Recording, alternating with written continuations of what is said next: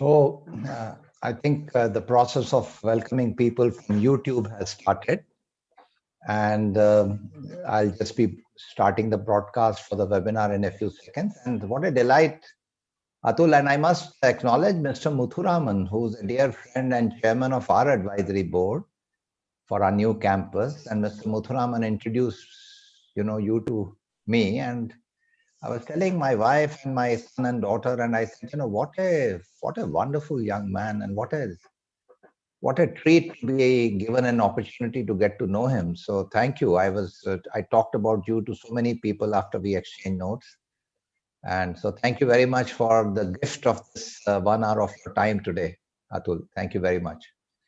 No, thank you so much for hosting me, Anil. I think a lot of what you do is share stories, inspire people, and I think it's great to get a chance to be able to share a bit of our work and what we do and why we do what we do as well. So looking forward to this chat. Thank you very much. And as we begin to welcome people now live, I have started broadcasting the webinar, and as people come in, I just want to tell everybody that some of us are old by age, and some of us, as we get old, we gain wisdom, and some of us at a very young age become more conscious.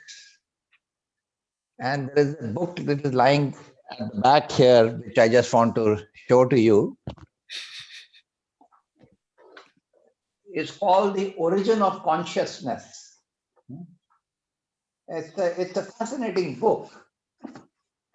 And the whole story is about when do people first begin to get conscious of who they are and what provides meaning to them. So, I would love to discover today when did consciousness in you arise. And I'm so delighted that my co-host today is the prodigal son of soil, Rakesh Kamath, who graduated from soil 5 years back, and now works with a global company, Société Générale, and which is a French organization that many of you would have heard of.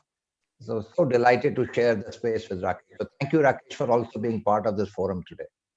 Thank you so much, Anil sir, for first of all giving me the opportunity to share the dais with you. And I think it's absolutely tremendous to see Atul and learn from him and his experiences. So happy to be here. So Atul, you are very young and yet conscious in more ways than one, in the way I use this word consciousness.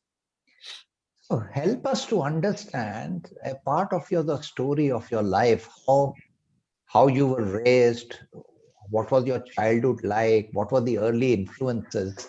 So take us a bit through discovering Atul as a child, and then you're growing up here. Yeah. So Anil, I grew up in Chandigarh, a beautiful young city, and had a very, call it lower middle class, but a very safe childhood. I was the third child of our parents. They lost the first two to a medical condition. So I was raised with a lot of sort of, call it extra caution from my parents. And the family actually, we migrated from Pakistan, and like many families, lost a lot of things in Pakistan as we made our way here. So a lot of my cousins, my uncles, aunts, they actually continued to be in Sangrur, the city where the family settled after they moved and came here. So my dad moved from there to Chandigarh, found a safe government job, and could bring us just fine. But I think growing up, I remember my dad had to almost, as a permanent part of his life design, save up every year because the extended family needed his help. Like my chacha was an auto rickshaw driver in Delhi. The other chacha was running a tea stall in Sangrur. So he had to kind of support their kids for medical needs or getting my cousin sisters married and things like that. So I think a lot of my learning, the values in me got imbibed through osmosis, seeing my dad sort of having a very, I don't remember having any, he would never preach values to us, but he would demonstrate through his actions what he was doing. And I think a lot of that, part of that remained with me, which I discovered obviously much later in life, that the deeper inner part of me was more sort of learning from that part of my growing up years. But I also grew up with a little bit of that middle class aspiration to say, I have to make a lot of money growing, sort of by 30 I want to have this car and this house and things like that, right? So more dominant but superficial narrative of life was what a normal, an engineer, like, people who are sort of decent in studies or decent with force in maths and science, STEM learning, go through in India. So very average upbringing in that sense. But I think as I discovered much later, the more deeper part of me was sort of building this sort of casual sort of, dinner jokes around saying, oh, I'll retire and do just social work. More as a passing mention, but I think it was coming from something very deep within. So that's how I was brought up. Took very regular, engineering jobs post my engineering degree and things like that. And I think over the course of my professional journey, this desire to be in the development sector and serve sort of started to surface. Mhm. So take us through this, your leadership roles, because at a young age in an organization, before we turn to the social sector, you already got into some position of leadership. And how was that experience and what did you learn about yourself at that time? I think a couple of things that I knew is that I was very, and I still am very ambitious in terms of, I think the level of, call it the hunger and the energy to sort of, my work capacities would be above average, if not above normal. So I think a lot of that ambition surfaced in working extra hard, working extra long, working extra sharp in getting to the goals. And I think that's one thing I discovered about myself early on. I also like challenges a lot. I'm more an ideas person as well. So start discovering some of these traits in you as you go along. So, sort of crazy ideas, being ambitious, being results driven, having a lot of, call it, impatient energy uh, to be in the middle of action was always there. And yeah, I mean, enjoying challenges. If somebody says this can't be done, it's very, I took it very personally, saying, how can it not be done? So that energy to say, no, I will solve it is very, very high, or has been very high for me. And I think, I mean, in some ways, corporate India actually rewards you very quickly, right? Like very simple, even leading indicators of you delivering start to be around. And I think you start getting recognized. So the bar for recognition and moving up the ladder is not very high in most companies, actually, when you think of it. But I think one of the things that I also felt about myself is that I actually work with a lot of integrity and sincerity to myself. So it's, and I think that also shows up how everybody else sees your work as well. And I think that stays with me or has stayed with me. I think that's rewarded me more than it hurt. Wonderful. Now, at what point did this consciousness become manifested and you said, now enough of the corporate sector and now I have to go and serve the social sector? Describe to us how that process was and how did that decision come to you? What were some of the things that were going on inside your own mind? And how did you choose different paths and why was it apparent to you that you must work in the social sector? Help us to understand that. Yeah. I think it was a mix of uh,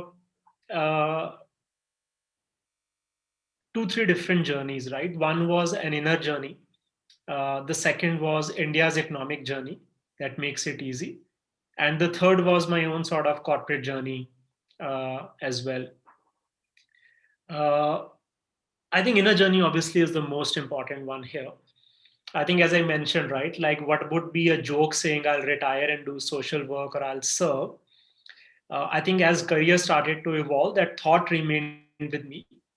But it was more a thought that would manifest in your sort of end of year or beginning of year resolutions to say, okay, when you start reflecting about the very, very long term. I remember, sort of in my 20s, as I started doing better in my corporate career, or as sort of promotions came about and salary jumps came about, I started thinking that maybe in 50s I can sort of retire and just do social work. But it was too far away to bother my today or tomorrow, right? Like you can just casually make that statement without worrying when you're 25 about your 50s. But I think as my 20s came to an end, this thought of 60s became 50s, became 40s. So when I turned 30 that year, it had reached a point where it was not just too far out to disturb. It started looking like I'm entering my 30s and I'm telling myself that in 40s I'll change the course of my life and just do social work. It was still in my mind retirement, which means I have made enough money, wealth to not worry for the rest of my life. And then what do you do after that? Oh, just do social work. That was sort of how it was. But I remember, I think the biggest, call it the discontinuity in my mind uh, was that year when I said, look, am I cheating myself or is it something real? Because the thought had remained like every 2, 3 years it'll surface up. So I used that year when I turned 30 new year to say, this year I will start volunteering and I'll see whether it's for real. And I use my 30s with volunteering here and there to see whether it's for me, was sort of more me testing myself kind of deal. And I, one Sunday, January 2000, 10 years back, right, 2010 or so, I started 2009 actually, 2009 or so. I started calling various nonprofits in Gurgaon, which is where I was based then. And during these sort of making calls to various NGOs, I ended up shortlisting a nonprofit and started serving them. And then I started going to villages, right, and taking my very young daughter with me, seeing the life there and starting to spend time. I realized within 6 months that I was enjoying that more than my day job at Google. And that gave me a lot of confidence that it is not just childhood fancy or just a long-term story you're giving yourself, but something real for me. And then it became easier after that. That nonprofit asked me to take a board seat, become a chairperson, and it just pulled me in. And I genuinely found more meaning in that, which made the decision in the long term easy for me. Now help me to understand. I'm a disciple of Swami Chimananda, and he would tell us something very interesting. He would say that the reward for service is more service. And he would say that the people who give you an opportunity to serve are doing you a huge favor. It's not that you are doing something for them. By trusting you and by giving you an opportunity to serve, they are giving you a platform where you can truly discover who you are. So help us to understand, when you were making that decision, was it because it was something which you said will give me that lasting happiness and joy to give happiness to others? Or was there something else going on deep down inside? What was the strongest force? Where was that emanating from? Yeah. See, I think for me it was more than joy and happiness. It was more meaning and purpose.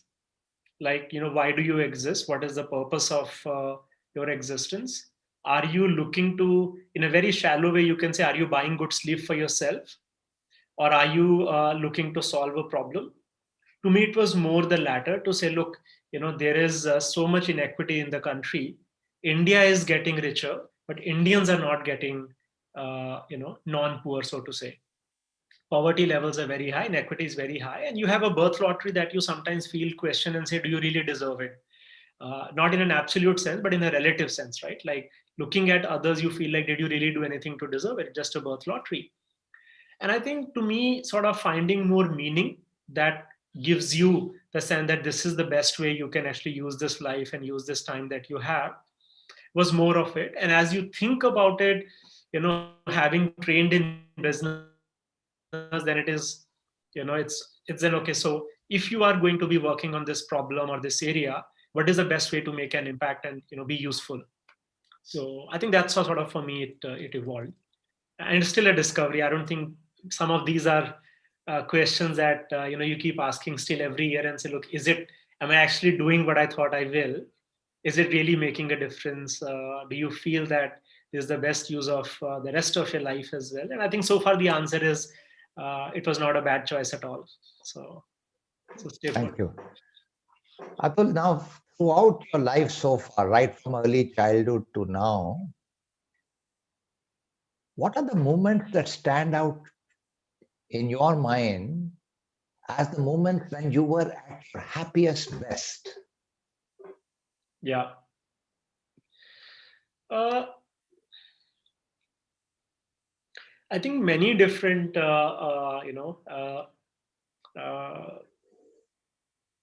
moments come to mind. Uh, I think in the recent journey that I am on for the last 5 years, I remember when we started Nudge, when we got our first student admitted after 4 or 5 months of trying to see what do we do really in the Nudge.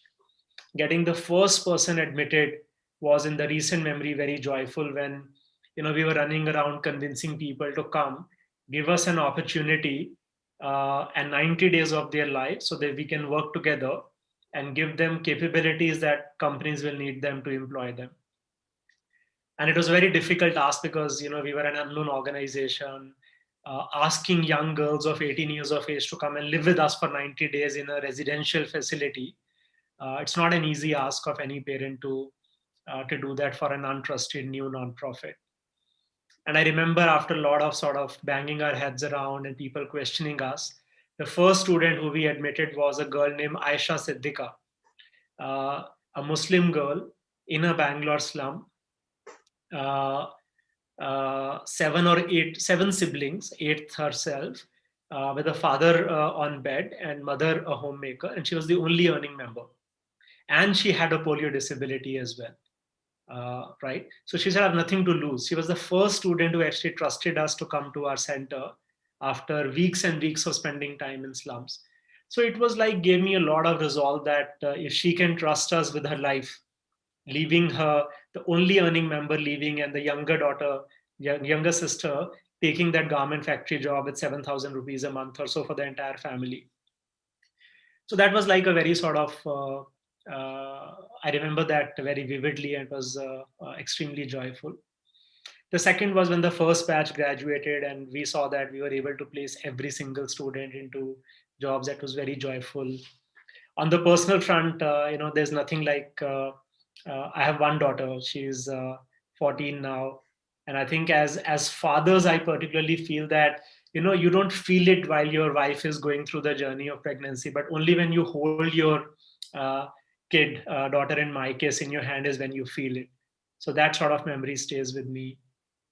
I think these are sort of the ones that come to mind. But I think I must say that I think now what I find most joy in is when I see that the nudge is growing beyond me, and there are some amazing people who have taken saying, "Here is my mission."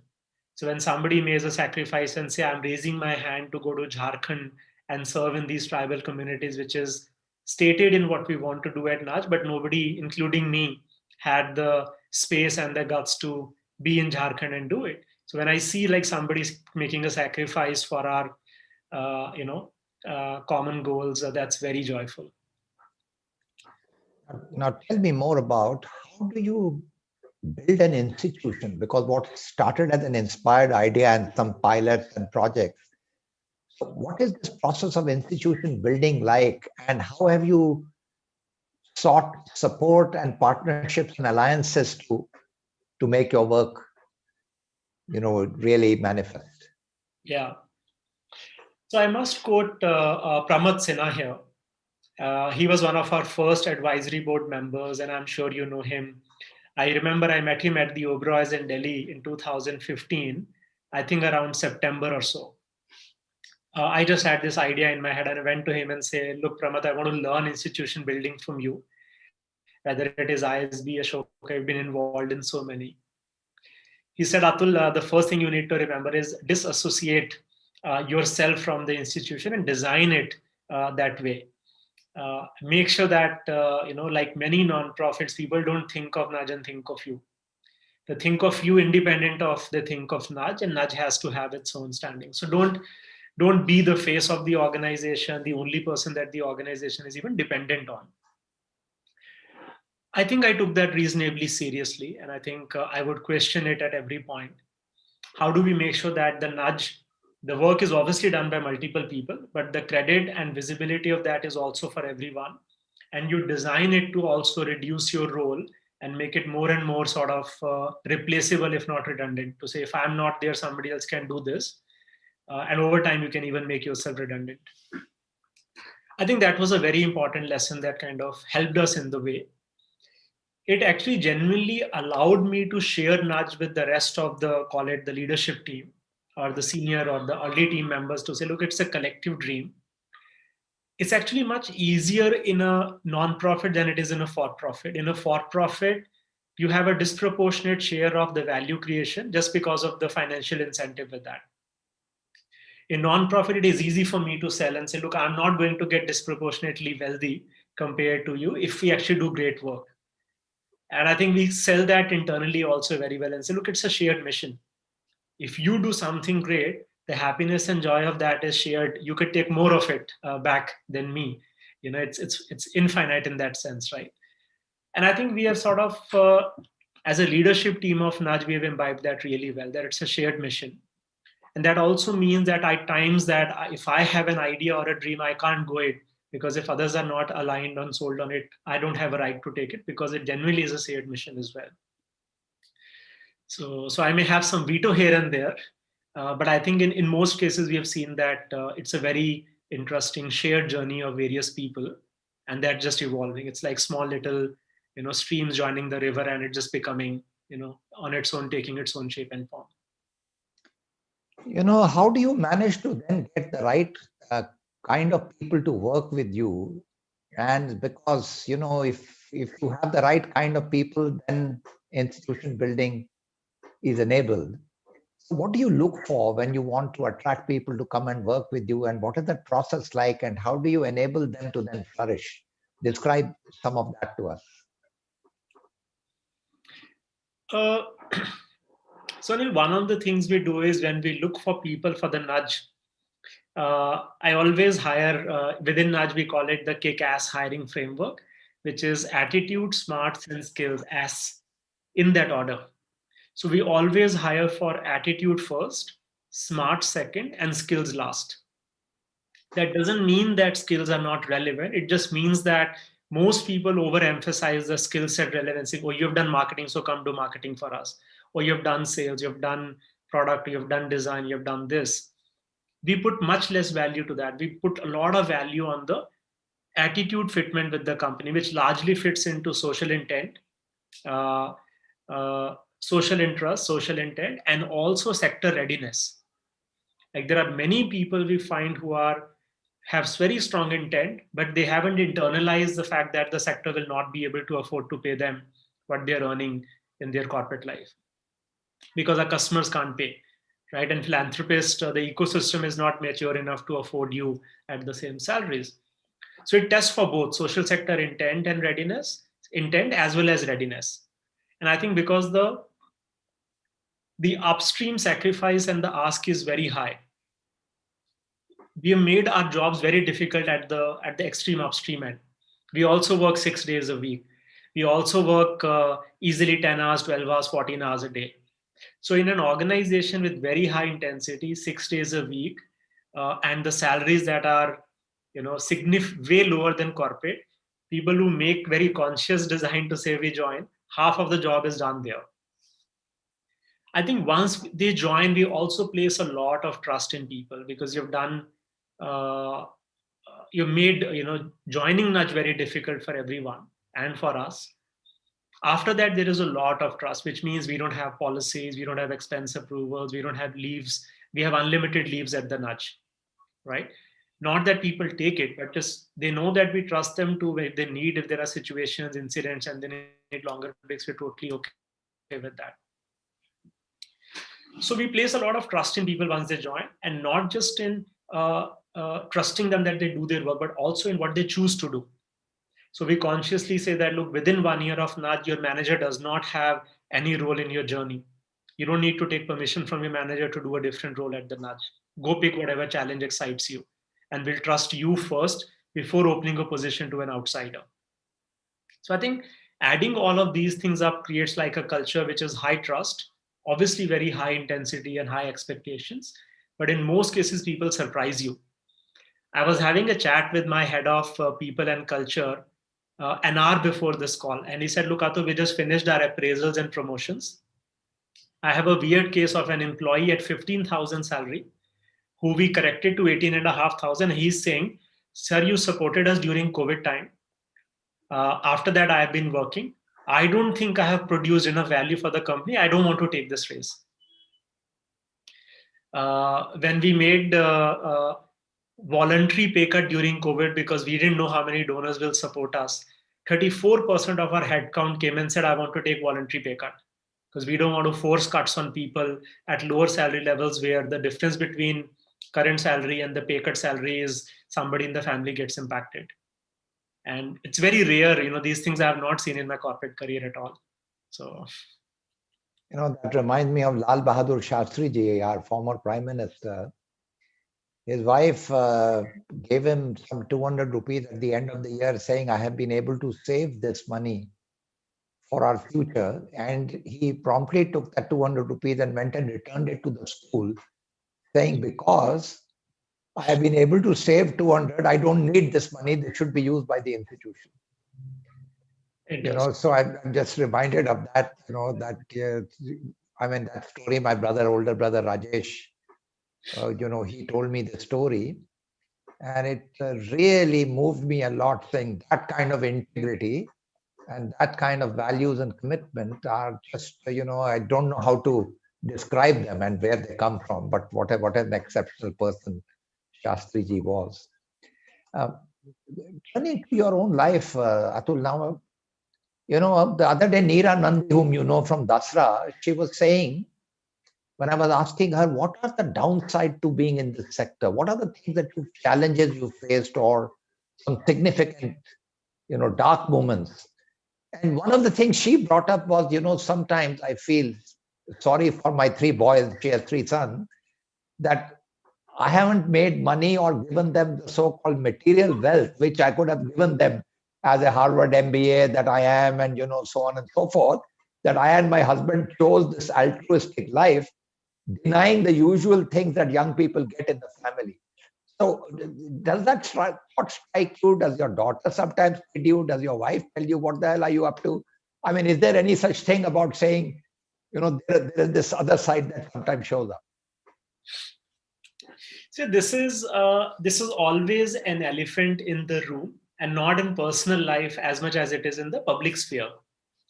So I remember meeting one of the very public figures that I shouldn't take the name of here. And I was sitting across that person, a poster boy for a very, very large sector that changed the country. And I was saying, look, this is what I'm doing. I need, ABC support. And his first question was, are you being fair to your wife and daughter? Because you're not giving them the most wealth. I said, but respectfully, do you even know what gives them the most meaning and what is the most fair to them? And he said, no, I don't know them, but everybody needs money, right? So I said, look, maybe I will take away their happiness and just give them money. So is it balanced, and things like that? But these questions have remained. I think in this case, I have a 14-year-old daughter. And I remember in my previous corporate job, given I had a global role, and I wouldn't get enough time because my family roots were here. I couldn't spend time in, say, Tokyo or US offices as much. So I would use the opportunity of summer to go and be in Tokyo or be in Seoul or be in London or be in US with my family, but actually be in the geography to be able to help the geography. And my child grew up with that, right? Like every year, summer means we'll go and live somewhere, and dad would work out of that country, that office. And during those summers, one thing that started emerging is that, why can't we just move to US and you can go to India and work out of there when you need? Because she would see that, okay, sort of a general sort of uh, public view of the quality of life is way better in, just the civic infrastructure. When I just shifted to the social sector, this thing used to bother me, right? And 2 years into Nudge, I asked her, look, uh, uh, the question that she used to ask, I asked her the same thing, knowing that, is it just my own sort of mental model? I'm doing this, but she's pissed off at me saying, look, why are you doing this to me? I said, look, do you want to relocate outside India? Maybe we can do that even with my Nudge journey. She said, no, but the work you are doing is so much more important to India. Why would we ever go live outside now?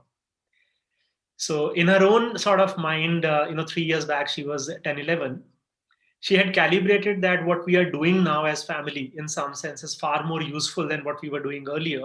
So it is not worth giving up just so that we can live outside. And that is like, you asked me the joyous moment, right? So you remember these things to say, look, she values what we are doing and sees it as much more important. And what has been this question keeps coming up. Yeah, I think just the one last quick one from my side, and then Rakesh will take over and start asking questions on behalf of the audience. And the last one is a time when you experienced what we normally describe as failure or something which just didn't turn out to be what it should have been. And, and if that happened to you, if so, what was that and how did you sort of force learning out of that?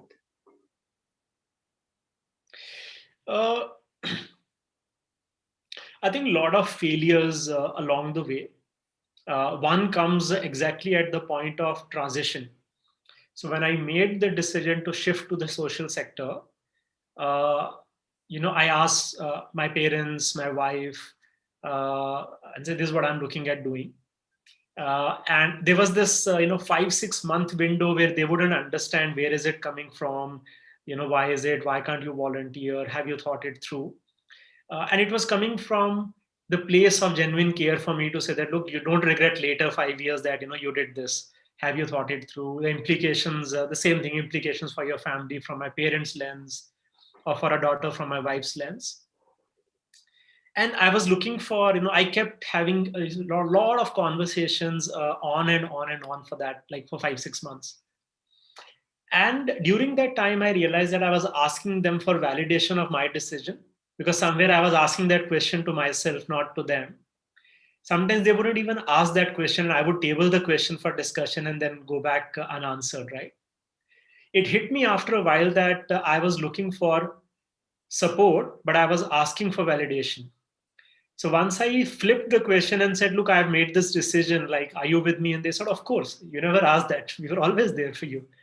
And I think that was I would say that, sort of, I remained in that sort of zone of not knowing how to crack it for 6 months. And that kind of left me uncertain for like a 6-month long window, which is very long, to be in that state. I think the other similar sort of stuff in corporate journey, it has happened multiple times, right? I think once in my Google journey, once in my InMobi journey, I took over responsibilities of Japan as a market. And both the times, I had a certain ambition for what I would do in Japan and turn it around. And I realized that it was, the time that I had and design that we had and resources we had, we just couldn't crack it. I just couldn't crack it. And I always used to feel like, what is it that I'm not doing right? When things would happen, I would know that it is not my creation. And if they don't happen, then I say, look, I did everything. Where is it going wrong? So a lot of failure. But then I realized that, there is so much the role of luck, serendipity, ecosystem design, natural tailwind, the state of the country. We attribute too much of success to ourselves and also too much failure to ourselves. But sometimes there is a lot around you. We are too governed by biology and chemistry than we attribute it to. Right? And science is discovering that every 5 years, a lot more to our biology and chemistry than we knew, right? In many ways. So I've stopped taking some of those failures and successes as attribution to myself in many ways. that's a learning that came out of 2 failed stints in trying to crack Japan as a journey. Thank you. Rakesh, questions and comments in chat box and Q&A box have already started coming. So, and Rakesh, you may want to ask a question of your own to set the ball rolling, and then I'll read out the question from there. Please, over to you. Absolutely. Thank you so much, Anil sir. I think it is wonderful, Atul, to hear your journey, and it's been an enlightening experience for me, and it's a wonderful opportunity to moderate this session with you, and I see a lot of questions pouring in. Maybe I'll start with mine, and then probably look at the other questions the way they've been asked. And my question to you is, how is a day in Atul's life like? Okay, very good question. I think given where we are right now, I spend half of my time in Nudge and half of my time in Give India. There are two parallel, singular mission, but I think two parallel organizations that I run. Given the stage where we are right now, I think a lot of my time goes into making sure that I'm balancing my weeks more than my days. There are some things that you can do on a weekly average basis that you can't do on a daily average basis. But things that are common across every day would be 3 to 4 hours on an average of conversations with people within the organization that are structured. Like, looking at a certain program, reviewing that, giving feedback to a certain team on a new product idea, or coming with someone on saying, how do we scale it? A few hours within is also about, working with the people within the organization on unstructured time, which is a call saying that, hey, this happened, what do we do? Or how do we handle this? Or, hey, Atul, are you available for a quick huddle on this candidate we interviewed? Or here is a sort of a request from this particular, say, a donor, or in this community, we are launching this tool for collecting data. How do we do that? Things like that. I think an hour or two comes in managing external stakeholders, whether it is our upstream donors, whether it is our partners, whether it is our communities, things like that. And I think some of the time every day goes into, I call it Horizon 2, Horizon 3 issues, which is not about the tomorrow or next week or next quarter, but it is like, how will Nudge look like next year or the year after? This is something that's more a weekly average thing, like, once a week I take some reflection to think about that, or partner with someone, or talk to some board member or mentor about medium-term journey. And that's something which I feel is the most important and keeps me grounded, because the rest can consume you, and you have to protect that very sort of carefully. Wonderful. A very, very interesting answer. And thank you so much, Atul. So I would like to ask the first question. It's come from Shama Matre, and she works for Cord, and I had an opportunity to go and visit it when I was at Soil, and we had gone to the Himachal Pradesh and other places. So I'll try to read the way she's put it so that I don't lose out on the context of the question. And she says, Pujya Gurudev Swami Chinmayananda ji once said that when India got independence from Britishers, India is free but not the Indians. After 18 years of my work in rural India and in development sector, sometimes it really appears, and I wonder that in spite of the best of so-called economic and so-called development, world is still moving on a perfect path of destruction, not true development. What it has to be, and development thinkers, people with good intention, talk but rarely walk. How do you think, Atul, few good individuals like us or organizations really can make a difference? Yeah, and I want to set it into context. Shama Didi, as we all call her, and Dr. Didi, as she's known throughout Kangra district, is done some amazing work with about 1,000 villages there in transforming the whole of Kangra district, and her whole life is dedicated to that. And she was voted by the Guardian as amongst the top 5 social sector leaders globally, and of course got the Padma awards and all that. So she is talking out of a lifetime of seva, and that is where this is coming from. So go ahead. Yeah. So, Shamaji, first of all, thanks for your question, and thanks Rakesh for reading it out for me as well.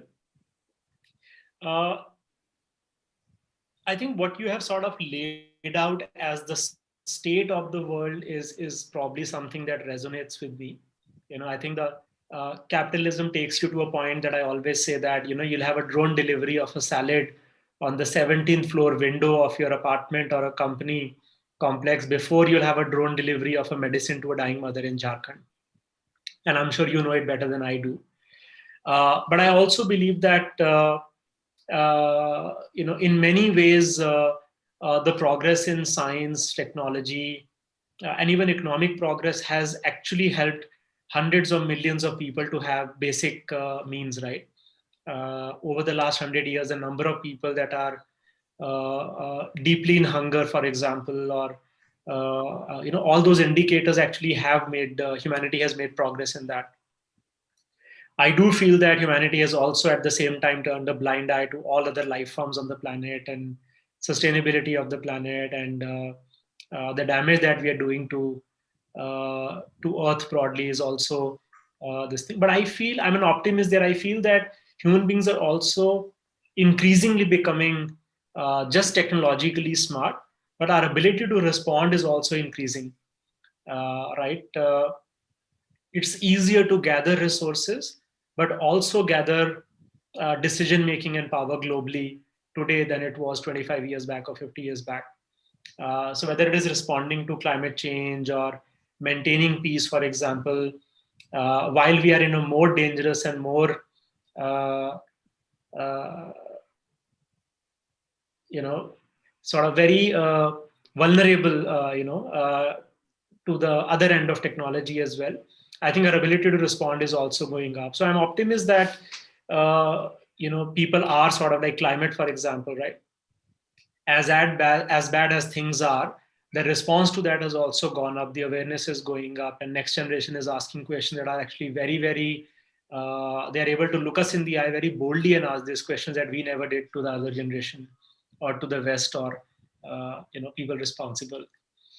Uh, so I really feel that there is enough in the human race to be able to fight it out. But the dominant narratives have to change, and the dominant narratives always are changed by few people.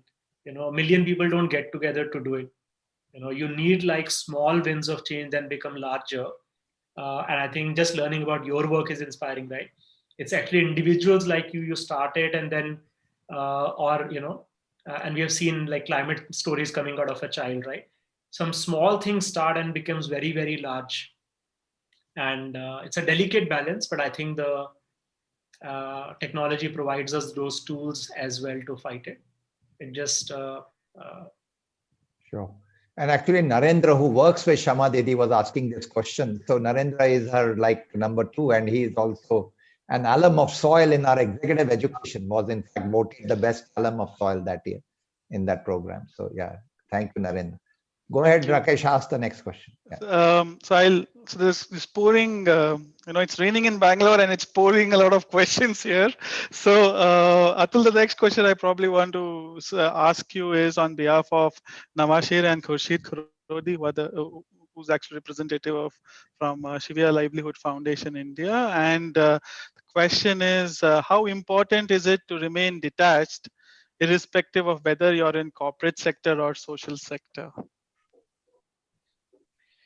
I think a very deep question. I don't know how qualified I am to answer it, but I think the way I look at it is that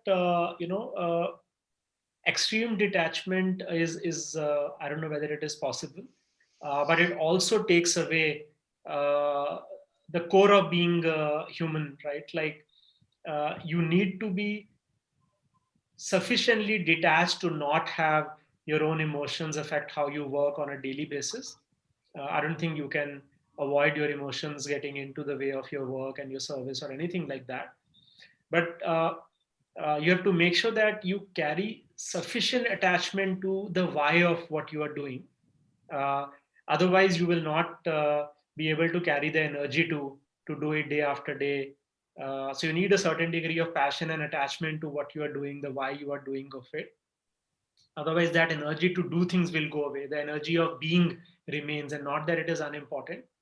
But like in corporate sector, the primary lens, if the purpose of corporate sector is to drive shareholder value, detachment is not going to serve that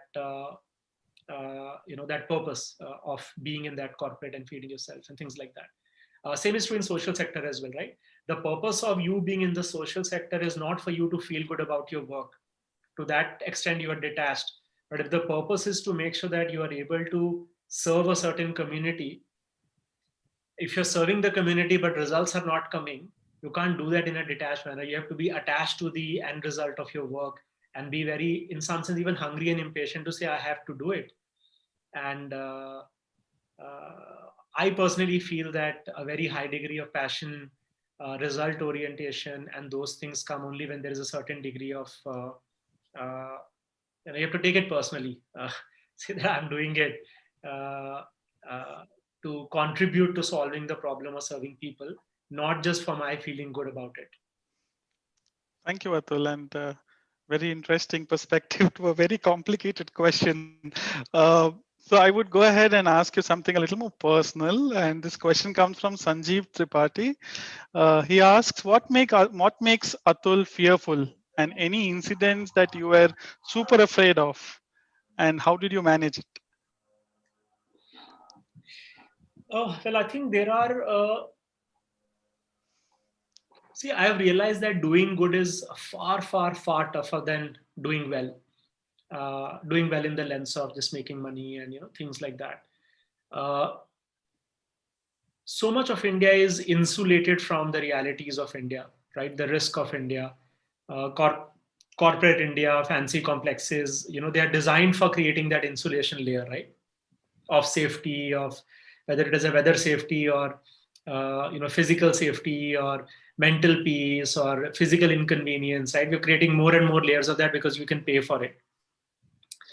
uh, I think I got exposed to very simple things of life when we started going to communities and spending time there. Incidents like, you suddenly find that you did an admission to a young boy today, and next day morning you go to the same slum and community, and the boy was murdered the night before. Or you discovered that you are in the Gurukul, and suddenly one female student discovers that she's pregnant because she was raped and thrown out of a train many months before this, right? Incidents where you feel like you are in some sense have a responsibility for 1,000 girls in your facilities staying and living with you with trust that you'll be able to not just take good care of them while they are here, but also after that be able to give them better life outcomes than it was before they came in. And I think not being able to do justice to that expectation is a permanent fear. I think it also goes to the core of, are you honest to yourself, right? You are, in some sense, you may not be selling a dream, but you're still setting a certain expectation to say, can I borrow 90 days of your life so that we can work together on doing ABC? Uh, and I think not being able to meet that promise is not a good feeling. And it's a very permanent feeling. It's not like it happens once in a while or this thing. It's a permanent fear, right? It just kind of stays with you. Uh, it's a subtle sort of suppressed threat, but it surfaces very often. Wonderful. And so just to take you a little away from this and ask something a little more, you know, which actually has been even going on in my mind. And this question comes from Virendra Kumar Verma, who is the Vice President Human Resources at Maruti Suzuki India Limited, and he asks, um, if you have to define one purpose in your life, what could that be? And how aligned is it with Nudge Foundation's the big purpose? Yeah, actually, it's a relatively easy one. The bias that entrepreneur has is that you can manifest your purpose with your organization's purpose. And in my case, because it was not a company I was creating because I found that delivering salads is profitable or selling insurance is profitable. Uh, I think in a very simplistic way, the way I thought of a good use of the second half of my work life was to say, can I serve the people who did not get the birth lotteries right? coming from a point of privilege, and I saw it in a relatively very sort of simple economic poverty terms, right? Like people don't have means to be able to be a customer for education, for health or anything. Can we serve the poor in a manner that we are able to do a little bit of the, call it undoing of the birth lotteries, right? Providing them capabilities and opportunities. So poverty alleviation is what I see is the larger sort of what I want to spend the rest of my time in. And that is what we say is the purpose of Nudge, and actually even the purpose of Give India Now. In Nudge, we say we exist to alleviate poverty, and we say sustainably and scalably. And in Give India, we say we exist to alleviate poverty and scalably. So purpose of both organizations had converged to be a singular one, so that I'm not sort of in dissonance saying, look, I'm serving two different purposes. How do they converge? So it's very clear that all of my work is poverty alleviation work. How to do that and what it deeply really means is a journey, right? It's not like suddenly only when you spend time in a tribal community what does poverty mean to them, right? Is it access? Is it social injustice? Is it law? And there are so many different layers why people are in that situation and why they will not come out of it if you don't remove the barrier. So that is a learning journey. That purpose is very clear and it's fully aligned with what I want to spend my time in. So Atul, and one more question from Rajan Makhijani. The question is that you are CEOs of not one, but two organizations, Give India and Nudge. One being a B2C kind of a model, and the other one is more of a program-based. How easy or difficult is it for you to manage the difference in how these two organizations work? And what do you think are some of the critical factors that you want to talk about? Yeah, good to meet you again, Rajan. I've interacted with Rajan for the rest of you in our, I think about a year or so back. So a good question, Rajan. I think different pieces of what we are trying to do at Nudge and Give India are actually very different, as you rightly said. Give India is a product and tech startup, digital marketing machinery trying to bring trust to giving and scaling that in a B2C model. But within Nudge also there is a operating program management machinery, which is large headcount delivering operations. But in what we do in social innovation is also running an incubator. It's more like a consulting capacity building setup. All of these are different muscles, right? And sometimes I feel like our muscle to lift weights is weak. Sometimes I feel like our muscles to run is weak. And sometimes the muscles to think is weak. But I think to serve poverty alleviation, you need talent, you need capital, and you need models that work. Right? And I see that Give India is solving the capital problem for the sector. Our Center for Social Innovation is solving the talent problem for the sector. And what we do through our rural livelihoods, urban livelihoods are actually models that where we need these muscles to come in and contribute. There is also a leg on policy, right? How do you work with government and make sure that we are working together with government to bring change? So to me, the purpose is very aligned. I think it's a sort of building a body in some sense. Together to say, look, in a long-term journey of poverty alleviation, how do you solve for talent, capital, models that work? How do you scale them working with government? And these all sort of have an interplay. In terms of critical success factors, I think the best thing is to increasingly improve your self-awareness of what you are not good at, right? And making sure that you don't have any, sort of blind spots there. And I think the more you talk to other people within the org and outside and realize that, look, you really suck at this. Can you find somebody really awesome at that area? And together figuring out that you have the strength to do it. Like I don't have, for example, the patience to work with government, right? The speed at which we have seen the interaction with government go and the design of how the government decisions happen. But it is such an important part of our work. So I need support in that area, and it is not like can't wait for 5 hours outside a government office. I easily can, but what happens after that? How do you get it done? How to navigate? It's a muscle, right? So those are the things that we need to build together with the rest of the people in the team. Great. So a question from, I mean, there are a lot of questions that are coming regarding, the funding of NGOs, and I want to ask a question which is asked by Rami Makija, where the question is, what are your views on the recent FCRA amendments on the funding of NGOs? And how difficult is it to manage the NGOs on that? Rami is a former board member of Larsen and Toubro and a dear friend. So it's, he's also associated with some giving work. Yeah. Can you repeat the question for me, Rakesh? I understand FCRA part. Is the question on? Can you repeat it, please, for me? Yeah, the question is, Atul, what are your views on the recent amendments on the FCRA with respect to the funding for NGOs? I think a lot has been talked about. I think I don't want to second guess government's intent on this one, but I think the unintended, I think it is very similar to the COVID lockdown, right? The decision is taken, and now we are figuring out the consequences of it. And I don't think everybody sat down and realized the consequence on the mass of good nonprofits that the law change is bringing. And I hope the sense sort of the implication of this is well understood, and we are able to see mitigation of impact of this by the government. I do think that there is it's very nuanced topic, right? There are multiple, it's like policy, right?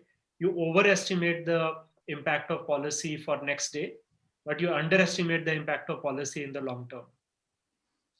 These changes are like that, right? Everybody is overestimating what happens tomorrow, but we're underestimating what happens in 5-10 years. And the law changes are like that. I feel here what's happening is that everybody is reacting because suddenly the money that you were expecting in the bank next week is stuck, or a donor who was committing next year is going away. But medium term, what it does is the confidence to start a non-profit, the investors start going, why don't you start a for-profit, do a social enterprise? And if social enterprises could solve the problems, you wouldn't need non-profits by now. It's not a new concept, but there is a role and space for both. Market models, it's a continuum in some sense, but it's very important for the non-profit side, the civil society side, to hold governments and markets honest and play their own catalytic role in the sector, and hold everything accountable and make sure that you're able to serve the most needy that markets can't touch. And I think increasingly it's changing the entire fabric of civil society, because if large part of that money disappears, domestic money remains, but a lot of foreign money also comes with the understanding of how development journeys of many other countries have been. The salary levels of most Indian non-profits are held by FCRA money, while the programmatic money is domestic, because domestic money is not able to support the level of the salaries that you need, even though they are 1/5 of the corporate salary, still not able to. So you will see the implication of that happening in the foundation of the sector. And that is more nuanced in the second and third wave of impact, which we'll see in 1 or 2 years. So I'm hoping we are able to represent the case well with government and some mitigation efforts come into play. Thank you, Atul. Thanks for the answer. We're just closing down towards the end, and I want to ask, there's so many more questions that people want to ask you. On behalf of the students, Pulkit Nagpal has raised a question, because otherwise we won't be doing justice to our students who are going there. Yes. So that question that Pulkit Nagpal has asked. Go ahead. In the chat box. Yeah. So Pulkit has asked a very interesting question, and Anil sir, I was about to ask the same one, interestingly. Great. What do you think is the most pressing instance that you want to share while working with rural India?